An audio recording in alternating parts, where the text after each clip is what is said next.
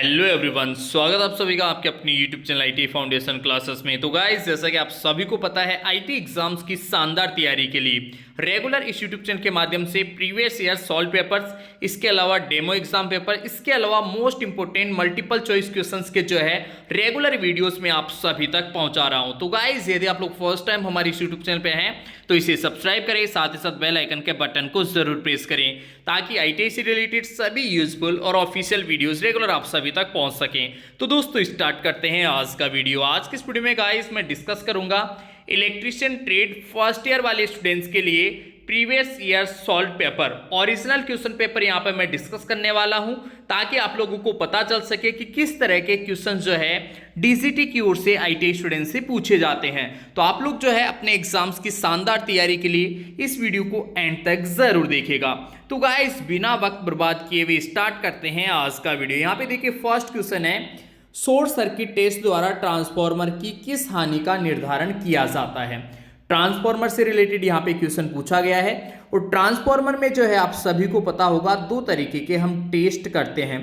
एक होता है जिसमें हम सेकेंडरी को शॉर्ट करके शॉर्ट सर्किट टेस्ट करते हैं, और एक होता है जिसके अंतर्गत जो है हम सेकेंडरी को ओपन रख के जो है ओपन सर्किट टेस्ट करते हैं।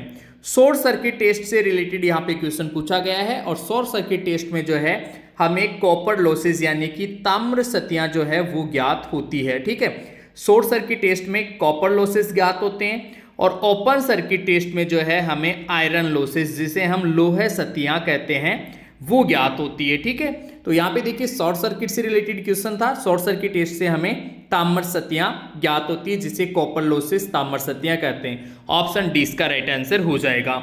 बढ़ते हैं स्टूडेंट्स नेक्स्ट क्वेश्चन की ओर। नेक्स्ट क्वेश्चन है, जूल के नियम के अनुसार उत्पन्न गर्मी। उत्पन्न गर्मी का मतलब है उत्पन्न उष्मा। तो जूल के तापन नियम से रिलेटेड ये क्वेश्चन है, उत्पन्न गर्मी की गणना के लिए कौन से सूत्र का उपयोग करते हैं। गाइस, आप सभी को पता होगा कि जूल के तापन नियम के अनुसार जो है हम ये कहते हैं कि जो उत्पन्न उष्मा है वो करंट के स्क्वायर के समानुपाती होती है। जो चालक का प्रतिरोध है उसके समानुपाती होती है, और जो समय होता है उसके समानुपाती होती है। तो इस तरीके से H बराबर I स्क्वायर RT प्रति जूल कैलोरी, प्रति जूल कैलोरी। ठीक है, तो इसका राइट आंसर हो जाएगा ऑप्शन सी। हीट जनरेटेड मतलब उत्पन्न उष्मा जो है वो हो जाएगी I स्क्वायर RT पर जूल कैलोरी। राइट आंसर हो जाएगा ऑप्शन सी। बढ़ते हैं इसके बाद में नेक्स्ट क्वेश्चन की ओर। नेक्स्ट क्वेश्चन है, तंतु लैंप। अब देखो समझना यार, तंतु लैंप जो है वो होता है अपना जो फिलामेंट युक्त जो लैंप होता है। ठीक है, रफली जो है मैं डायग्राम बना रहा हूँ यहाँ पे। फिलामेंट वाला जो लैंप होता है उसको बोलते हैं तंतु लैंप। उसका कार्यकारी तापमान कितना होता है आपको पता होगा यार। इसमें टंगस्टन का लगा होता है ये तंतु, हालांकि कार्बन का भी होता है, लेकिन ये यहाँ पे जो पूछ रहा है, ये पूछ रहा है टंगस्टन वाला जो तंतु लैंप होता है इसका वर्किंग टेम्परेचर कितना होता है। तो इसका टेम्परेचर जो होता है वो होता है 2300 डिग्री सेल्सियस। तंतु इसको बोल रहा है फिलामेंट लैंप। फिलामेंट बना हुआ किसका होता है? टंगस्टन का। कौन सी गैस भरी होती है इसमें? हाइड्रोजन, नाइट्रोजन, जीनोन, क्रिप्टोन जैसी अक्रिय गैसें भरी होती है। ठीक है, जनरली हाइड्रोजन जो है ये आप लोगों को याद रखना है। इसके अलावा जीनोन, क्रिप्टोन जैसी अक्रिय गैसें जो है इसमें भरी रहती है, और इस फिलामेंट का कार्यकारी तापमान होता है 2300 डिग्री सेल्सियस। राइट आंसर हो जाएगा ऑप्शन बी। बढ़ते हैं इसके बाद में नेक्स्ट क्वेश्चन की ओर। नेक्स्ट क्वेश्चन है, सिस्टम अर्थिंग को किस वायरिंग स्थापना के लिए किया जाता है। सिस्टम अर्थिंग जो है, सिस्टम अर्थिंग देखो समझना यार, सिस्टम अर्थिंग हमेशा सब स्टेशन पे की जाती है। सब स्टेशन यहाँ पे देखो इसका राइट आंसर है उपकेंद्र सब स्टेशन। सब स्टेशन का मतलब देखो समझना, फर्स्ट ईयर वाले स्टूडेंट है तो सब स्टेशन का मतलब समझने में थोड़ा सा कठिनाई हो सकती है, क्योंकि एक्चुअल में सब स्टेशन जो है ये आप लोग पढ़ते हो सेकेंड ईयर में। बट यहाँ पे सिस्टम अर्थिंग से रिलेटेड क्वेश्चन आ गया, तो सिस्टम अर्थिंग जो है, अर्थिंग वाला चैप्टर आपके फर्स्ट ईयर में, और सब स्टेशन यानी वो स्थान जहाँ पे बिजली का उत्पादन करते हैं, बिजली पैदा करते हैं, जहाँ पे अल्टरनेटर्स, बड़े बड़े जनरेटर अल्टरनेटर लगे होते हैं, उसको बोलते हैं हम सब स्टेशन। ठीक है, तो वहाँ पे जो है हम सिस्टम अर्थिंग करते हैं। एक्चुअल में सिस्टम अर्थिंग में होता क्या है, दोहरी अर्थिंग की जाती है। दोहरी अर्थिंग का मतलब है एक अर्थिंग अगर फेल हो जाए तो दूसरी अर्थिंग जो है वो अपने सिस्टम की प्रोटेक्शन करती है, उसकी सुरक्षा करती है। तो वहां पे उसको हम बोलते हैं सिस्टम सब स्टेशन अर्थिंग।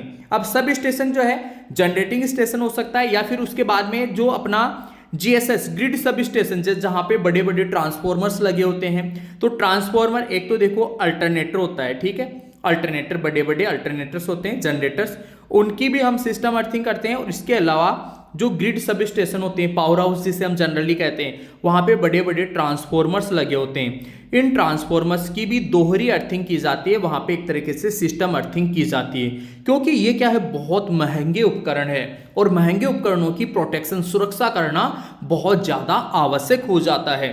इसीलिए यहाँ पे दोहरी अर्थिंग की जाती है और इसी दोहरी अर्थिंग को हम सिस्टम अर्थिंग यहाँ पे कह रहे हैं। तो उप के अंदर सब स्टेशन पे जो है ये की जाती है। राइट आंसर हो जाएगा ऑप्शन सी। बढ़ते हैं दोस्तों इसके बाद में नेक्स्ट क्वेश्चन की ओर। नेक्स्ट क्वेश्चन है डाई स्टॉक सेट का क्या उपयोग है।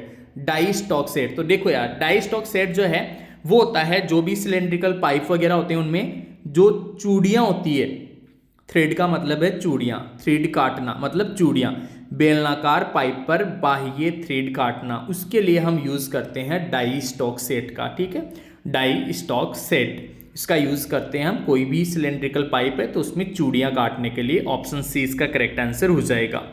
बढ़ते हैं दोस्तों इसके बाद में नेक्स्ट क्वेश्चन की ओर। नेक्स्ट क्वेश्चन है खाना पकाने की सीमा में किस हीटिंग तत्व का उपयोग करते हैं। देखो समझना यार, एक्चुअल में जो कुकिंग रेज है, या यूं मान के चलो कि जैसे हीटर है, ठीक है, गीजर है, पानी गर्म करने वाली जो इमर्जन रोड छड़ है, या फिर यूं कहें कि जो इलेक्ट्रिक आयरन होती है जिसके अंदर फिलामेंट लगा होता है, हीटिंग एलिमेंट जिसको हम बोलते हैं, उस हीटिंग एलिमेंट जो है वो एक तरीके से किसका बना होता है। तो ये चीज आई थिंक आप लोगों को पता होगी, वो नाइक्रोम, एक मिश्र धातु होती है, निकल प्लस क्रोमियम की बनी होती है, निकल प्लस क्रोमियम की, नाइक्रोम उसको बोलते हैं। तो निकल प्लस क्रोमियम की ये बनी होती है और नाइक्रोम इस मिश्र धातु का वो हीटिंग तत्व जो है बना होता है।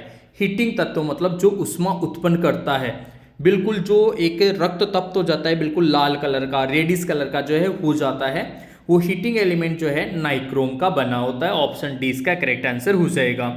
इसके बाद में देखो नेक्स्ट है ट्रांसफॉर्मर का नाम क्या है। ट्रांसफॉर्मर ये बना हुआ है, इस ट्रांसफॉर्मर का नाम क्या है। देखो यार, मैं यहाँ पे आप लोगों को समझाना चाहूंगा, दो तरीके के मेनली ट्रांसफॉर्मर से रिलेटेड क्वेश्चन बन सकते हैं, ऐसा इससे रिलेटेड, ठीक है। इस तरीके की जो डिजाइन बनी होती है इसको बोलते हैं कोर टाइप, इसको क्या बोलते हैं, कोर टाइप ट्रांसफॉर्मर, ठीक है। और एक ट्रांसफॉर्मर ऐसा होता है जिसमें 3 लेग होती है, 3 लेग, 3 टांगे होती है, 3 लेग, एक ये, दूसरी ये और तीसरी ये, ठीक है। बीच वाली लेग पे ही वाइंडिंग की जाएगी, इसको बोलते हैं सेल टाइप। कौन सा, सेल टाइप। और ये जो बना हुआ है इसको बोलेंगे core type, core type transformer.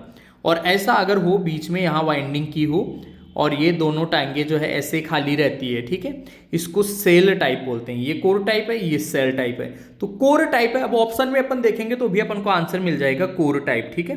कौन से ऑप्शन में, ऑप्शन सी के अंदर यहाँ पे बना हुआ है core type transformer. Option C is the right answer of this question, ठीक है। ऑप्शन सी जो है वो करेक्ट आंसर हो जाएगा। बढ़ते हैं दोस्तों नेक्स्ट क्वेश्चन। मीटर का नाम क्या है, मीटर। अब मीटर का डायग्राम यहाँ पे बना हुआ है और इस मीटर को देख के हमें इसका नाम बताना है। अब देखो यार, यहाँ पे जो है इसको थोड़ा सा आप कंप्यूटर पे देखोगे ना तो इसका डायग्राम जो है बिल्कुल थोड़ा सा साफ सुथरा आपको दिखाई देगा। और ये जो है ना एक्चुअल में है DC multi range volt meter. क्या है, DC multi range volt meter. Volt meter भी दिख रहा है और डीसी मल्टी रेंज है। ये कौन सा है, DC multi range. AC construction वाला, एसी बनावट वाला जो है, याद रखना डीसी के लिए काम में लिया जाएगा। और वी से आपको पता चल जाएगा वोल्ट मीटर है, ठीक है, एमीटर तो है नहीं, ठीक है। वोल्ट मीटर एसी और डीसी दोनों वाला नहीं है भाई, और एमीटर ये भी नहीं है। ये तीनों ऑप्शन तो कट गए, अब बचा ये वाला ऑप्शन। तो इसका राइट आंसर हो जाएगा DC multi range volt meter. ये आप लोगों का जो मेजरिंग इंस्ट्रूमेंट वाला जो है, विभिन्न प्रकार के जो उपयंत्र वाला जो चैप्टर है, वहां से ये क्वेश्चन को आपसे पूछा गया है। इसके बाद में देखो नेक्स्ट क्वेश्चन है एकल फेज एसी परिपथ। देखो समझना यार, एक आपने पढ़ा होगा सिंगल फेज। सिंगल फेज को ऐसे दर्शाते हैं, ठीक है, और एक होता है 3 फेज। अब सिंगल फेज में अगर कलांतर के लिए वो बात करें, कलांतर के बारे में पूछे तो 90 डिग्री आंसर आएगा सिंगल फेज के लिए पूछे तो। और अगर वो 3 फेज के लिए पूछे तो 3 फेज में आप लोगों ने पढ़ा होगा ऐसे 3 फेज होते हैं, आर वाई बी 3 फेज, और तीनों के बीच में 120 डिग्री का कोण होता है। कितना होता है, 120 डिग्री का। कितना होता है दोस्तों, 120 डिग्री। 3 फेज के लिए पूछे 3, ये एकल है, एकल फेज के लिए 90 डिग्री, और 3 फेज के लिए पूछे तो 120 डिग्री आंसर बताना है। तो आई होप कि आप लोगों को क्वेश्चन समझ में आया होगा। बढ़ते हैं नेक्स्ट क्वेश्चन की ओर।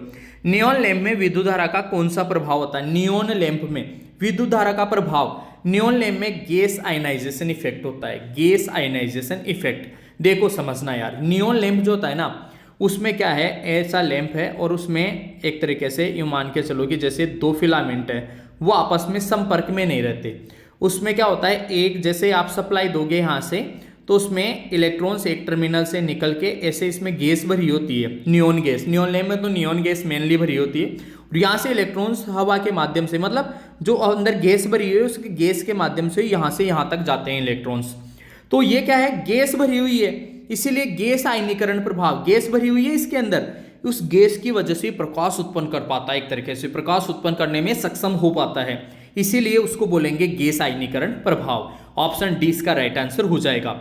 इसके अलावा देखो गैस आयनीकरण प्रभाव, जो ट्यूबलाइट होती है उसके अंदर भी गैस आयनीकरण प्रभाव होता है, ठीक है। इसके अलावा सोडियम वेपर लैंप आपने पढ़ा होगा, इसके अलावा मरकरी वेपर लैंप जो है उसमें भी गैस आयनीकरण प्रभाव होता है। इसके अलावा आपका जो है ट्यूबलाइट हो गया, और आप लोगों का ये मेनली जो है 3-4 जो मरकरी वेपर लैंप है, ठीक है, ट्विन ट्यूबलाइट है, और ये वाला नियॉन लैंप, इन सब में आपका गैस आयनीकरण प्रभाव। और हीटिंग इफेक्ट जो है, हीटिंग इफेक्ट ये होता है आप लोगों का, जैसे फिलामेंट वाला लैंप है, तंतु वाला लैंप, ठीक है, उस लैंप के अंदर जो है हीटिंग इफेक्ट ही होता है। एक हेलोजन होती है, हेलोजन के अंदर भी नाइक्रोम का जो है वो लगा रहता है, आपका टंगस्टन का जो है फिलामेंट लगा होता है, टंगस्टन फिलामेंट, उस फिलामेंट की वजह से ऊष्मा उत्पन्न होती है, तो वहां पे उसमें प्रभाव आएगा, ठीक है।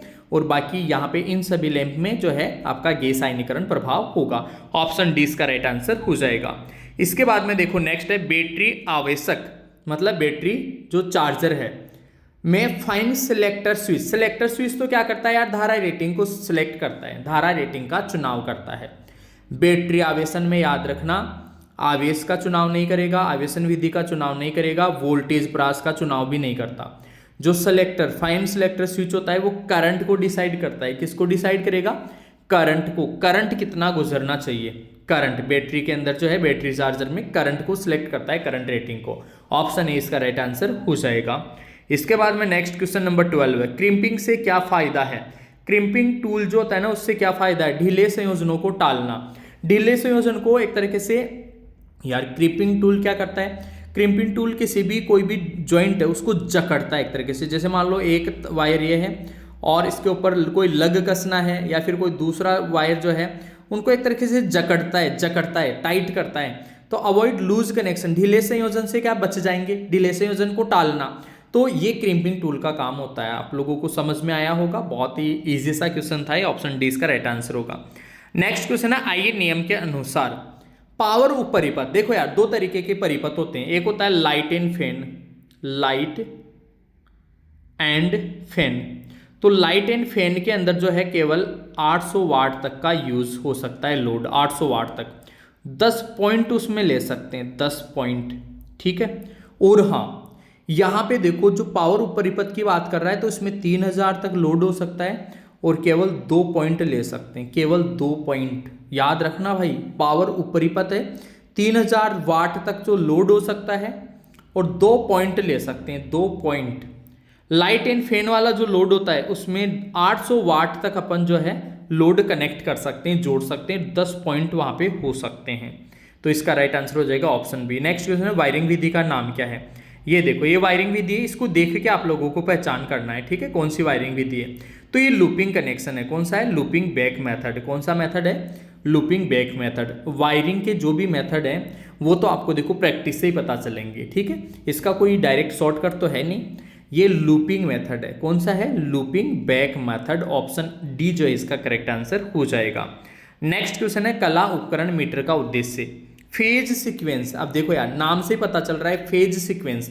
फेज सीक्वेंस जो है आपको पता है 3 फेज होते हैं अपने 3 फेज प्रणाली में। फेज सीक्वेंस मीटर का उपयोग सिंगल फेज में तो काम में आएगा नहीं, ठीक है, 3 फेज में काम में आएगा। तो आर वाई भी 3 फेज होते हैं, तीनों फेज में जो है, तीनों फेजों का फेज क्रम, सही चरण अनुक्रम, to ensure the correct phase sequence. Correct phase sequence का मतलब है सही जो फेज क्रम है ना उसको ज्ञात करने के लिए 3 चरण प्रणाली में, 3 फेज प्रणाली में जो फेज का सही क्रम है उसको ज्ञात करने के लिए अपन कला अनुक्रम मीटर, फेज सीक्वेंस मीटर का यूज करते हैं। ऑप्शन डी इसका राइट आंसर हो जाएगा। बढ़ते हैं दोस्तों नेक्स्ट क्वेश्चन की ओर। नेक्स्ट क्वेश्चन है मोटर के घूर्णन प्रति मिनट को मापने के लिए। देखो यार, इसके लिए तो टेकोमीटर काम में लेते हैं। मोटर है, कोई भी मोटर है, ठीक है, उसकी जो शाफ्ट है ना, शाफ्ट है, उस शाफ्ट की गति ज्ञात करने के लिए, अब गति को जो है आरपीएम में ज्ञात करते हैं, रिवोल्यूशन पर मिनट, आरपीएम में ज्ञात करते हैं। घूर्णन प्रति minute, revolution per minute, revolution per minute, RPM, revolution per minute, ठीक है। उसको ज्ञात करने के लिए अपन टेकोमीटर का यूज करते हैं। किसका यूज करते हैं? टेकोमीटर का। ऑप्शन डी इसका राइट आंसर हो जाएगा। बढ़ते हैं दोस्तों इसके बाद में नेक्स्ट क्वेश्चन की ओर। नेक्स्ट क्वेश्चन है संधारित्र में पराविद्युत कुचालक का कार्य क्या है? संधारित्र में पराविद्युत, अब संधारित्र देखो 2 चालक प्लेटें होती है और बीच में पराविद्युत पदार्थ जिसे डाइलेक्ट्रिक मटेरियल बोलते हैं ये भरा होता है, ठीक है। तो ये डाइलेक्ट्रिक मटेरियल जो है एक तरीके से कुचालक के जैसा होता है, ठीक है। डाइलेक्ट्रिक मटेरियल परावैद्युत सामर्थ्य वाला मटेरियल होता है, ठीक है। और इसका कार्य होता है किसी भी प्रकार की धारा प्रवाह को रोकना, किसी भी प्रकार की। एक प्लेट पे प्लस जोड़ेंगे, एक प्लेट पे माइनस जोड़ेंगे तो इस चालक प्लेटों के बीच में करंट नहीं गुजरने देगा, करंट नहीं गुजरने देगा, किसी भी धारा प्रवाह को रोकता है। यही काम होता है किसका? परावैद्युत कुचालक का। इंसुलेटर, डाइलेक्ट्रिक इंसुलेटर बोलते हैं इसको, परावैद्युत कुचालक। तो ऑप्शन ए इसका राइट आंसर हो जाएगा। नेक्स्ट क्वेश्चन है द्वितीयक सेल किस नियम, द्वितीयक सेल जो है वो फेराडे के लॉज ऑफ इलेक्ट्रोलाइसिस, फेराडे के विद्युत अपघटन नियम पे कार्य करते हैं। फेराडे के वैद्युतिक अपघटन नियम पे कार्य करते हैं। फेराडे के वैद्युतिक अपघटन नियम पे कार्य करते हैं कौन? द्वितीयक सेल, ठीक है। ये आप लोगों ने पढ़ा होगा, फेराडे के वैद्युत अपघटन के नियम। 2 नियम होते हैं। पहला नियम तो M बराबर ZIT होता है, M बराबर ZIT। और दूसरा भी आप लोग कमेंट करके बताना क्या होता है, ठीक है। एक समान मान की विद्युत धारा विभिन्न विद्युत रासायनिक तुल्यांक के अगर हम किसी वैद्युतिक विश्लेषण वैद्युतिक अपघट्य में से गुजारें तो उन पे जमा या मुक्त होने वाले पदार्थ की मात्रा उनके विद्युत रासायनिक तुल्यांकों के समानुपाती होती है। ये दूसरा नियम होता है। और पहला नियम जो है, पहला नियम ये कहता है कि जमा या फिर मुक्त पदार्थ की मात्रा जो है डायरेक्टली आवेश के समानुपाती होती है, ठीक है। विद्युत मात्रा आवेश के समानुपाती। अब Q की जगह क्या आ जाएगा? IT आ जाएगा, IT। Q की जगह क्या आ जाएगा? IT। तो जब समानुपाती वाला चिन्ह हटाएंगे तब फिर ये आ जाएगा ZIT। और Z क्या है? विद्युत रासायनिक तुल्यांक है, विद्युत रासायनिक तुल्यांक। तो ये फेराडे के वैद्युतिक अपघटन के नियम है। ऑप्शन डी इसका राइट आंसर हो जाएगा, ठीक है। चलो बढ़ते हैं दोस्तों नेक्स्ट क्वेश्चन की ओर। नेक्स्ट क्वेश्चन है विद्युत उपकरण में लगी आग। ये तो फर्स्ट चैप्टर का क्वेश्चन है। विद्युत उपकरण में लगी जो आग है उसको हेलोन प्रकार या फिर CTC, हेलोन या फिर CTC नामक यंत्रों से अपन बुझाते हैं। CTC का फुल फॉर्म क्या होता है? कार्बन टेट्रा क्लोराइड, ठीक है, कार्बन टेट्रा क्लोराइड। CTC का फुल फॉर्म होता है कार्बन टेट्रा क्लोराइड या फिर हेलोन नामक उपयंत्रों से हम बुझाते हैं। ऑप्शन 20 का राइट आंसर हो जाएगा। नेक्स्ट क्वेश्चन है इन्वर्टर परिपथ कौन सा है? इन्वर्टर परिपथ कौन सा है? अब ये इन्वर्टर यहाँ पे बना हुआ है और इस इन्वर्टर परिपथ को क्या कहेंगे? SCR युक्त बोलेंगे यार। देखो समझना, अब ये क्या है एक्चुअल में, वैसे SCR आप पढ़ोगे सेकेंड ईयर में। अब प्रॉब्लम क्या है कि यार यहाँ पे क्वेश्चन पेपर में आपके फर्स्ट ईयर में ही दे दिया। एक्चुअल में ये SCR है, ये जो बना हुआ है ना ये SCR है। इस सिंबल से पता चल रहा है कि SCR है। SCR की फुल फॉर्म होती है सिलिकॉन कंट्रोल रेक्टिफायर, ठीक है। हालांकि फर्स्ट ईयर के हिसाब से क्वेश्चन थोड़ा सा कॉम्प्लिकेटेड रहेगा, बट कोशिश करो यार, पढ़ो यार, मेहनत करोगे ना तो फल जरूर मिलेगा। जितना ज़्यादा प्रीवियस ईयर्स के सॉल्व पेपर्स देखोगे आप, ठीक है, उतना ही ज़्यादा आप लोगों की तैयारी बहुत बढ़िया होगी। और जब तक मैं हूँ आप लोगों को टेंशन लेने की ज़रूरत नहीं है। आप लोग कमेंट करें, बार बार मेरे से पूछे, जो भी वीडियो लेक्चर आपको चाहिए, जिस भी सब्जेक्ट का चाहिए, आप लोग जो है तुरंत कमेंट करके पूछ सकते हैं। मैं तुरंत कोशिश करूंगा आप लोगों के लिए वो स्टडी मटेरियल प्रोवाइड करवाने का, ठीक है। तो यहाँ पे SCR उपयोगित इन्वर्टर जो है इसका राइट आंसर हो जाएगा ऑप्शन C। बढ़ते हैं इसके बाद में नेक्स्ट क्वेश्चन की ओर। Q का सूत्र विद्युत मात्रा, इसे हम आवेश भी कहते हैं, और Q बराबर तो IT होता है, I गुणा T। I का मतलब है धारा और गुणा T का मतलब है समय। तो धारा गुणा समय, धारा को बोलते हैं इंग्लिश में करंट और समय को बोलते हैं टाइम। तो करंट गुणा टाइम इसका राइट आंसर हो जाएगा ऑप्शन B। बढ़ते हैं इसके बाद में नेक्स्ट क्वेश्चन की ओर। नेक्स्ट क्वेश्चन है आप लोगों के लिए घरेलू वैद्युतिक वायरिंग इंस्टॉलेशन में लूपिंग विधि क्यों पसंद की जाती है? लूपिंग विधि इसलिए करते हैं क्योंकि कोई अलग से जोड़ों का उपयोग नहीं किया जाता। लूपिंग विधि, कोई अलग से जोड़ों का जो उपयोग नहीं किया जाता, ये इसका बेनिफिट होता है, फायदा होता है। No separate joints are used, looping विधि का ये बेनिफिट होता है, इसीलिए लूप विधि जो है ये बेनिफिट है घरेलू वायरिंग में। राइट आंसर हो गया ऑप्शन डी। नेक्स्ट क्वेश्चन है ELCB। ELCB का उद्देश्य क्या है? ELCB का फुल फॉर्म होता है, सबसे पहले समझो, अर्थ लीकेज सर्किट ब्रेकर। अर्थ लीकेज सर्किट ब्रेकर ये क्या करती है? रेजिडुअल करंट जो होती है, अवशेष धारा, उससे बचाती है किसी भी उपकरण को। अवशेष धारा, अवशेष धारा, रेजिडुअल करंट को ही हम हिंदी में बोलते हैं अवशेष धारा, उससे बचाती है ELCB। तो इसका राइट आंसर हो जाएगा option B. Option B is the correct answer of this question. Next question है फैराडे के विद्युत अपघटन का प्रथम नियम क्या है? अभी देखो यार, थोड़ी देर पहले मैंने आप लोगों को बताया था कि M समानुपाती Q होता है। यहां से अगर Q का मतलब है यहाँ पे I गुना T, ठीक है, और जब हम समानुपाती वाला चिन्ह हटेंगे तो Z एक नियतांक आएगा, ZIT, ठीक है। ये पहला नियम होता है फैराडे का पहला नियम। तो ये पहला नियम हो गया, M बराबर ZIT। ऑप्शन डी इसका राइट आंसर हो जाएगा। नेक्स्ट क्वेश्चन है इस रेती का नाम क्या है? ये रेती बनी हुई है, इस रेती का नाम आपको बताना है। ये रास्प कट फाइल है। कौन सी है? रास्प कट फाइल है। ये टूल्स वाला जो चैप्टर आपका सेकंड चैप्टर, ये टूल्स वाला, औजार वाला, औजार वाले चैप्टर में से जितने भी औजार हैं आपके, सारे के सारे टूल्स आप लोग अच्छे से पढ़ लेना। टूल्स का भी जो है एक आध क्वेश्चन आता है आपके एग्जाम में, तो रास्प कट फाइल इसे बोलते हैं। ऑप्शन डी इसका राइट आंसर हो जाएगा। नेक्स्ट क्वेश्चन देखो, नेक्स्ट क्वेश्चन इजी सा है, एसी थ्योरी में से क्वेश्चन पूछा गया है कि जेड का सूत्र क्या होगा अगर एक्सएल और एक्सी से कम। ये देखो कुछ भी लिखा हुआ है इसमें, एक्सएल प्रेरकीय प्रतिघात है और धारकीय प्रतिघात है एक्सी, तो जेड कैसे ज्ञात करेंगे? जेड ज्ञात करते हैं अपन, जेड बराबर आर स्क्वायर। हाँ, अब ये बोल रहा है एक्सएल जो है एक्सी से कम है, तो एक्सी ज्यादा है ना, एक्सी ज्यादा है तो पहले एक्सी लिखेंगे, माइनस एक्सएल बाद में लिखेंगे, ठीक है। एक्स सी से कम है, एक्स सी ज्यादा है इसलिए एक्स सी पहले लिखेंगे, एक्सएल बाद में लिखेंगे, होल स्क्वायर और जिसका रूट लगा देंगे। तो ये कौन से ऑप्शन में है? आपके ऑप्शन सी में है। ऑप्शन सी इसका करेक्ट आंसर हो जाएगा, ठीक है। राइट आंसर हो गया अपना ऑप्शन सी। इसके बाद में देखो नेक्स्ट क्वेश्चन है विद्युत इस्त्री के भाग का नाम क्या है? ये तो देखो यार, ये तो सोल प्लेट है, जो बेस प्लेट बिल्कुल लोअर वाली प्लेट है, इसको सोल प्लेट बोलते हैं। इलेक्ट्रिक आयरन जो होती है आपके वे जो घरेलू साधन है, घरेलू उपकरण है ना, उपयोगी जो घरेलू उपकरण है, इलेक्ट्रिकल अप्लायंसेस जो चैप्टर है, उस चैप्टर का एक क्वेश्चन है, ठीक है।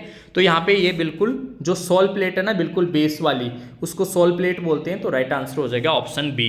इसके बाद में देखो नेक्स्ट क्वेश्चन नंबर 28, उच्च आवर्ती अनुप्रयोग के लिए किस प्रकार के ट्रांसफॉर्मर का? ये भी काफी बेसिक सा क्वेश्चन है और काफी बार ये पूछा गया है। हाई फ्रिक्वेंसी के लिए अपन फेराइट कोर ट्रांसफॉर्मर का यूज लेते हैं, ठीक है, डायरेक्टली याद रखने वाला क्वेश्चन है। हाई फ्रिक्वेंसी, उच्च आवर्ती मतलब हाई फ्रिक्वेंसी, जैसे मान लो 100 हर्ट्ज है, इलेक्ट्रॉनिक उपकरणों में तो 100 hertz, 200 hertz, mega hertz, giga hertz, kilo hertz तक जो है फ्रीक्वेंसी होती है इलेक्ट्रॉनिक उपकरणों में। इलेक्ट्रॉनिक उपकरणों में फिर छोटे छोटे ट्रांसफॉर्मर्स काम में लेते हैं, वो ट्रांसफॉर्मर फेराइट कोर ट्रांसफॉर्मर होते हैं। एयर कोर भी वहाँ पे अपन काम में लेते हैं, और यहाँ पे फिलहाल जो है फेराइट कोर इसका राइट आंसर हो जाएगा, ठीक है। तो ऑप्शन डी इसका करेक्ट आंसर हो जाएगा। नेक्स्ट देखो, ओम प्रति डिग्री सेल्सियस प्रतिरोध में परिवर्तन कौन सा कारक है? यार ये तो देखो है, समझना, इजी सा क्वेश्चन है। ये बोल रहा है ओम प्रति डिग्री सेल्सियस। आपने पढ़ा होगा ताप प्रसार गुणांक, एक टॉपिक पढ़ा होगा अगर अच्छे से आपने इलेक्ट्रिसिटी थ्योरी पढ़ी है, टेम्परेचर कोफिशिएंट, जिसे हम ताप प्रसार गुणांक, अब यहाँ पे देखो तापमान गुणांक भी हम उसे बोलते हैं, ठीक है। तापमान गुणांक क्या होता है? कोई भी जैसे मान लो चालक तार है, इस तार के टेम्परेचर में 1 डिग्री सेल्सियस की अपन बढ़ोतरी या कमी करें तो इसके प्रतिरोध के मान में या तो वृद्धि हो सकती है। वृद्धि कब होती है? जब चालक हो तो वृद्धि होती है, या फिर कुचालक है या अर्धचालक है तो फिर कमी भी हो सकती है। तो 1 डिग्री सेल्सियस तापमान में परिवर्तन से उसके प्रतिरोध में क्या परिवर्तन होता है? उसी को हम बोलते हैं टेम्परेचर कोएफिशिएंट, ताप प्रसार गुणांक, तापमान गुणांक। ऑप्शन डी इसका राइट आंसर हो जाएगा, ठीक है। नेक्स्ट क्वेश्चन देखो, देदीप्यमान तीव्रता की एसआई इकाई क्या है? आपका जो इल्यूमिनेशन वाला चैप्टर है, प्रदीप्ति वाला चैप्टर है, वहां से ही क्वेश्चन आया है। What is the SI unit of luminous intensity? Luminous intensity का जो मात्रक है, इकाई है, एसआई इकाई, देदीप्यमान तीव्रता, ठीक है, इसकी एसआई इकाई क्या है? ज्योतीय तीव्रता भी बोलते हैं इसको, ठीक है, ज्योतीय तीव्रता भी इसे कहते हैं। और ज्योतीय तीव्रता की इकाई होती है कैंडेला। क्या होती है? कैंडेला। ज्योतीय तीव्रता की इकाई कैंडेला होती है। ऑप्शन सी इसका राइट आंसर हो जाएगा। क्वेश्चन नंबर 31, परमेबिलिटी के परिवर्तित होने का क्या कारण है? परमेबिलिटी के परिवर्तित होने का क्या कारण है? फ्लक्स घनत्व। फ्लक्स घनत्व। परमेबिलिटी कब चेंज होगी? जब फ्लक्स घनत्व चेंज होगा तो ही जो है परमेबिलिटी, उसकी जो पारगम्यता है वो चेंज होगी। तो राइट आंसर हो जाएगा ऑप्शन डी। नेक्स्ट क्वेश्चन है, दोष में सर्किट को बाधित करने के लिए फ्यूज द्वारा लिया गया समय कट ऑफ फैक्टर कहलाता है। क्या कहलाता है? Cut off factor. क्या कहते हैं उसे? Cut off factor. Fusing factor नहीं कहते उसे। फ्यूज द्वारा लिया गया समय क्या है बाधित करने में सर्किट को? What is the term for the time taken by fuse to interrupt the circuit in fault? मतलब करंट को रोकने तक का जो समय है उसको कट ऑफ। कट ऑफ का मतलब है, मतलब सप्लाई को कट ऑफ करेगा। वो सप्लाई को क्या करेगा? Cut off. जैसा मान लो ये जा रहा है, ठीक है, बीच में ये फ्यूज लगा हुआ है, ठीक है, यहाँ बल्ब है, कहीं आगे शॉर्ट सर्किट कुछ हुआ, ओवरलोडिंग हुई, तो ये हटने में कट ऑफ मतलब इसको हटाएगा। हटाएगा मतलब सर्किट को ऑफ करेगा, उसको बोल रहा है यहाँ पे cut off. Cut off factor, ठीक है। तो फ्यूज द्वारा लिया गया समय जो है वो कट ऑफ फैक्टर कहलाता है। ऑप्शन सी इसका राइट आंसर हो जाएगा। क्वेश्चन नंबर 33 में बोल रहा है, फूड मिक्सर में रोटरी स्विच। रोटरी स्विच तो गति चेंज करेगा यार, फूड मिक्सर है उसमें रोटरी स्विच क्या करता है? स्पीड को कम ज्यादा करता है। मिक्सर मतलब अपने घरों के अंदर जो मिक्सी होती है ना, मिक्सी जिसमें आप जूस बनाते हो, गर्मियों के अंदर जूस बनाते हो, बड़ा मस्त जो है मजे से आप पीती हो, उस मिक्सर में जो रोटरी स्विच होता है, एक स्विच, रोटरी स्विच, वो क्या करता है? उसको घुमाते हैं तो क्या होता है? गाना थोड़ी बजता है। उसको जैसे ही अपन घुमाते हैं, इधर उधर घुमाते हैं, तो इसकी स्पीड कम ज्यादा होती है कि नहीं होती? तो गति चयन के लिए जो है उसका उपयोग करते हैं, ठीक है। तो राइट आंसर हो जाएगा option B. Next question number 34, power wattmeter reads कौन सा है? पावर वॉटमीटर मतलब ये ऐसा पूछ रहा है, देखो काफी मेजरिंग इंस्ट्रूमेंट से काफी अच्छा इंटरेस्टिंग क्वेश्चन है ये, ठीक है। हो सकता है फर्स्ट ईयर वाले स्टूडेंट्स के लिए थोड़ा सा कॉम्प्लिकेटेड हो, बट क्वेश्चन काफी अच्छे लेवल का ये। विच पावर वॉटमीटर रीड्स, जो पावर वॉटमीटर है वो कौन सी पावर को रीड करता है? रीड करने का मतलब कौन सी पावर मेजर करता है? आपको पता होगा पावर जो है अपरेंट पावर भी होती है, इंस्टेंटेनियस तात्कालिक मान भी होता है, रिएक्टिव पावर भी होता है, और ट्रू पावर या फिर जिसे आरएमएस पावर कहते हैं ये भी होता है। तो ये एक्चुअल में ट्रू पावर को मेजर करता है। किसको मेजर करता है? वाटमीटर जो होता है वो ट्रू पावर को, वास्तविक शक्ति को मेजर करता है, वास्तविक शक्ति को रीड करता है। रीड्स लिख दिया इसने हिंदी में भी। अब इंग्लिश में रीड्स मतलब पढ़ना, रीड्स मतलब पढ़ना, मतलब कौन सी शक्ति को वो पढ़ता है, कौन सी शक्ति को बताता है, राइट। रीड का मतलब ये है रीड्स। पढ़ के कंफ्यूज हो जाओगे आप, तो कंफ्यूजन दूर करने का तरीका ये, ज्यादा से ज्यादा आप पढ़ो, रिवाइज करो, प्रैक्टिस करो। ये जो प्रीवियस ईयर्स के सॉल्व पेपर्स बहुत सारे आप देखो, प्लेलिस्ट में मैंने इलेक्ट्रिशियन के भी बहुत सारे पेपर्स डाल रखे हैं। इस प्लेलिस्ट को आप देखो पूरा का पूरा। कहाँ से मिलेगी आप लोग कमेंट करके जो है कमेंट कर सकते हो सर, पूरी प्लेलिस्ट कहाँ से मिलेगी? मैं डायरेक्टली आप लोगों को जो है प्लेलिस्ट प्रोवाइड करवा दूंगा, राइट। तो जो है यहाँ पे ये ट्रू पावर इसका राइट आंसर हो जाएगा। नेक्स्ट देखो क्वेश्चन नंबर 35 में बोल रहा है, परिनालिका कुंडली में चुंबकीय क्षेत्र की दिशा खोजने के लिए कौन सा नियम? चुंबकीय क्षेत्र की दिशा खोजने के लिए दाहिने हाथ की हथेली का नियम, दाहिने हाथ की हथेली का नियम हम लगाते हैं परिनालिका में। दाएं हाथ से कोई भी ऐसी परिनालिका है उसको दाहिने हाथ से अपन पकड़ेंगे, ठीक है। मुड़ी हुई, जैसे हाथ से इसको पकड़ेंगे, हाथ से ऐसे पकड़े, मुड़ी हुई अंगुलियां अगर करंट की दिशा में हो तो जो अंगूठा होता है ना, अंगूठा अपना, वो नॉर्थ पोल को दर्शाता है। ऐसा आप लोगों ने पढ़ा होगा, ठीक है। नहीं पढ़ा तो अब ध्यान दो, मुड़ी हुई अंगुलियां जो करंट की दिशा में रखी जाए तो जो अंगूठा होगा अपने दाहिने हाथ का, वो जो अंगूठा है वो नॉर्थ पोल, उत्तरी ध्रुव को दर्शाएगा, इस परिनालिका के उत्तरी ध्रुव को दर्शाएगा, ठीक है। राइट आंसर हो गया ऑप्शन जो है ए, इसका करेक्ट आंसर हो जाएगा। नेक्स्ट क्वेश्चन देखो, बीएच वक्र में x द्वारा इंकित भाग, x द्वारा इंकित भाग, ये x द्वारा, ये कोर्सिविटी है भाई, इसको निग्राहिता बोलते हैं, कोर्सिविटी। क्या बोलते हैं? निग्राहिता, कोर्सिविटी। ऑप्शन ए इसका राइट आंसर हो जाएगा, कोएर्सिविटी। निग्राहिता, निग्राहिता हिंदी में इसको निग्राहिता ही बोलते हैं, कोर्सिविटी। ये वाला जो पार्ट है इसको निग्राहिता, कोर्सिविटी बोलते हैं। ऑप्शन ए इसका राइट आंसर हो जाएगा। इसके बाद में देखो नेक्स्ट क्वेश्चन है, रिलक्टेंस की इकाई क्या है। रिलक्टेंस की इकाई क्या है? रिलक्टेंस की इकाई होती है एम्पियर टर्न पर वेबर। एम्पियर टर्न पर वेबर रिलक्टेंस की इकाई आप लोग याद रखोगे, एम्पियर टर्न पर वेबर, एम्पियर टर्न पर वेबर, ठीक है, एम्पियर टर्न पर वेबर। इसके बाद में देखो नेक्स्ट और लास्ट क्वेश्चन जो है, लास्ट क्वेश्चन इस पेपर का लास्ट क्वेश्चन है 38। आपको पता है आपके प्रेजेंट समय में 38 क्वेश्चन आते हैं, ठीक है। तो ये लास्ट क्वेश्चन देखो यहाँ पे अपने पास में है, एमसीबी में द्विधात्विक पट्टी का कार्य क्या है। एमसीबी में द्विधात्विक बाईमेटालिक स्ट्रिप, बाईमेटालिक स्ट्रिप होती है, दो अलग अलग धातुओं की पट्टी होती है उसमें, इन दोनों का क्या होता है, टेम्परेचर कोफिशिएंट अलग अलग होता है। तो जैसे ही हाई करंट अगर इसमें से गुजरती है तो ये क्या होती है, एक अलग टेम्परेचर पे मुड़ती है, एक अलग टेम्परेचर पे। इस वजह से क्या है, ये मुड़कर ओपन हो जाता है, यहाँ का जो कनेक्शन है वो ओपन हो जाता है एमसीबी में। एमसीबी मतलब मिनिएचर सर्किट ब्रेकर। अपने घरों के अंदर जो फ्यूज की जगह आजकल हम काम में लेते हैं वो होती है एमसीबी। तो over protection, over, जैसे लोड बढ़ेगा तो करंट का मान बढ़ेगा, करंट का मान बढ़ेगा तो इसमें टेम्परेचर बढ़ेगा, टेम्परेचर बढ़ेगा तो ये जो पत्तियां ना ये बेंड हो जाती है, इसी को बोलते हैं बाईमेटालिक स्ट्रिप। और आवर लोड प्रोटेक्शन के लिए जो है ये काम में ली जाती है। तो जो द्विधात्विक पट्टी है इसका कार्य क्या होता है, अतिभार से बचाना। ऑप्शन बी इसका राइट आंसर हो जाएगा। तो इसका करेक्ट आंसर हो गया ऑप्शन बी। इस तरीके से गाइस ये complete electrician trade theory first year 38 question मैंने डिस्कस किए, समझाए, एक्सप्लेन किए। आई होप कि आप सभी को समझ में आया होगा गाइस। रेगुलर वीडियोस के लिए आप लोग जुड़े रहिए, हमारे साथ मिलेंगे आपसे नेक्स्ट वीडियो में। तब तक के लिए आप सभी को बहुत बहुत धन्यवाद।